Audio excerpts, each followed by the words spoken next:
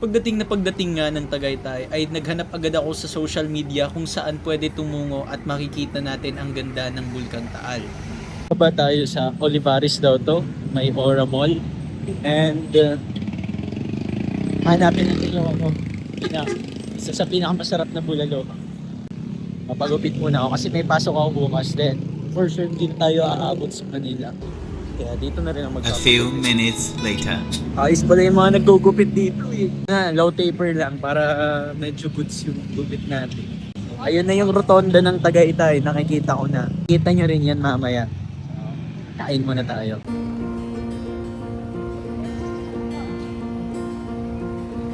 Winaldo Highway, Tagaytay Salang Highway.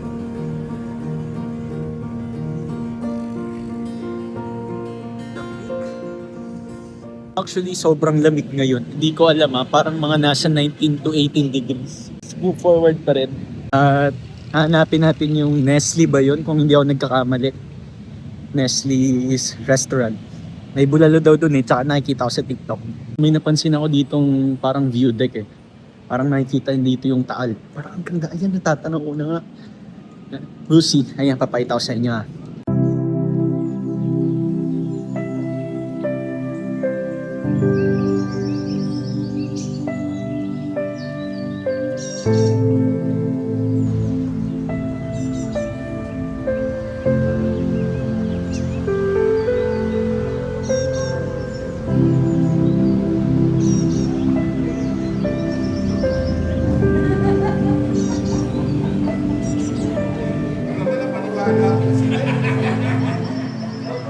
So, parang tanaw din pala halos yung yung Sky Ranch ng Tagaytay kasi nakikita ko yung nakikita ko yung Head southwest on Tagaytay, Nasugbu Highway. Will.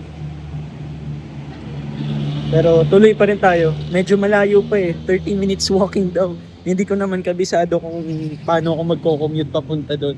Siguro nga dapat di muna tayo bumaba sa sa bus kasi parang nakikita ko papunta sila lahat doon eh.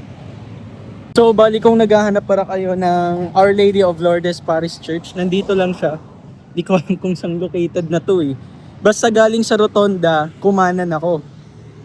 At ayan, nadaanan ko na to. Pero more than 10 minutes na akong naglalakad. Parang ang layo pa rin, hindi tayo nakakarating. Init. Init nung araw, ang lamig nung panahon. Hindi alam nung nung balat ko kung papawisan siya o hindi. Ganito pala paglakad lang, no? Pero masaya naman kasi as in, masarap yung hangin. Napakalamig. Your destination is on the left.